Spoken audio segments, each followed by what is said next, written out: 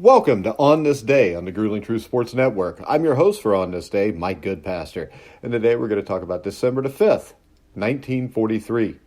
During World War II, a number of sports leagues were left with depleted rosters as players went off to war. 70 years later, we're going to take a look back at how two NFL teams had to temporarily merge into a team that was known as the Steagles in today's installment of On This Day. Now, exactly 76 years ago, the Steagles played their final game. For one lone season in 1943, the Pittsburgh Steelers and Philadelphia Eagles merged their rosters to form what was officially called the Phil Pitt Eagles-Steelers Combine. Now, thank God that several weeks after the announcement, a Pittsburgh press editor gave the team an unofficial nickname that would stick throughout history, the Steagles. Now, due to U.S. involvement in World War II, many NFL rosters were decimated by players heading overseas to serve in the armed forces. According to a 2007 Pittsburgh Post-Gazette article, the Steelers, who were coming off the first winning campaign in team history, only had 6 players left under contract headed into that 1943 season. Now, rather than shut both teams out, the NFL approved a merger between the two, with Steelers coach Walt Kiesling and Eagles coach the legendary Greasy Neal both leading the combined roster. All of the 26 players on the roster were required to keep full-time jobs in defense plants. One of Pittsburgh's players, Ted Doyle, worked at Westinghouse and found out later he was a small part of the Manhattan Project to build the atomic bomb. This was according to Matthew Eligio's book, Last Team Standing. And even though it was a merger, the teams practiced in Philadelphia and wore green and white uniforms.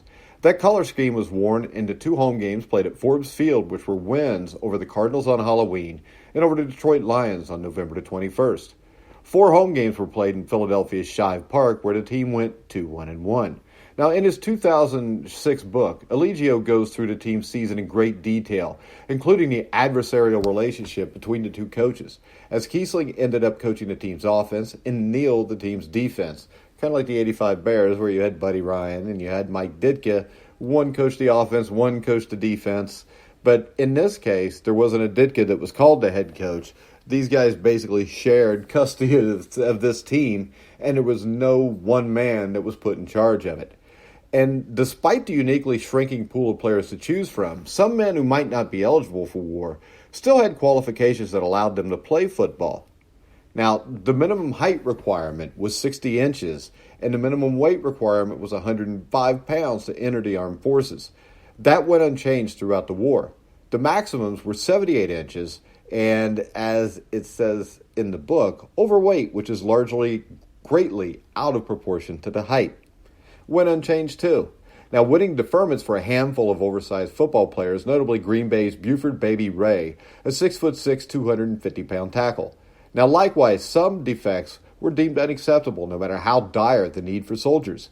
A host of maladies, large and small, from ulcers, perforated eardrums, high blood pressure, diabetes, chronic sleepwalking, earned otherwise able-bodied men an automatic 4F classification, rendering them unfit for military service, but not for professional football. Now, many of the Steagles players actually had wanted to go to war, but were held back by some of the aforementioned qualifications. One Eagles tackle had bleeding ulcers, while another lineman was born deaf in his left ear and was discharged from pilot training. A Steelers receiver was blind in one eye. I guess he couldn't see out of the other, but it doesn't say that. But several players had bad knees. Now, there was a special bonding among the Steagles 4Fs who believed in some small way they were contributing to the war effort. If they couldn't fight the war, at least they could take people's minds off of it. And Steelers chairman Dan Rooney had this quote where he said, "The fans really liked it. Attendance picked up." And Rooney was an 11-year-old boy at that time who would often ride the train with the team. He told the AP in 2004 people were looking for things to do, and it worked out pretty well. So this ragtag group came together, and despite living in separate cities, playing for dual coaches, and working full-time factory jobs, managed to compile a 5-3-1 record heading into their final regular season versus the Green Bay Packers. With a win, the Steagles would set themselves up for a first-place tie in the 4-team Eastern Division if the Redskins could beat the Giants the following week. The team kicked off its game in Philadelphia's Shive Park in front of nearly 35,000 spectators, with fans in Pittsburgh closely listening by on the radio. The Steagles went into halftime trailing 17-14, and after falling behind 31-14 to close the third quarter, they rallied to narrow the deficit to 31-28 with less than 5 minutes left. After a key Steagles fumble, future Hall of Famer Don Hutson caught a one-handed 24-yard touchdown pass to seal the victory for Green Bay and to end the Steagles season. Later that night, on December 5th, 1943, Allegio writes that the team held a farewell banquet at the Hotel Philadelphian. It was the last time the team would be together, as the Eagles would field a full roster the following season, while the Steelers would then be merged with the Chicago Cardinals in 1944 and go 0-10 as a squad called Card Pit. The NFL was really imaginative on naming teams back then. In 2003, 6 of the 9 surviving members of the team were honored during a pregame ceremony prior to an exhibition game between the Eagles and Steelers at Heinz Field. So, this is the story of December 5th, 1943, the last day the Steagles were together. And it's one of the things I love to talk about is why we do on this day, because I love these stories that a lot of people, you may have heard of the Steagles, but you don't know exactly what it is. And when you dig into the history and you find out the World War II history and everything behind what happened with those Steagles, the Steelers and Eagles combined team, it really gives you a sense of the things that were gone through during that World War II time and the sacrifices that were made for people to still try to live a normal life back here while we had soldiers fighting for our freedom overseas.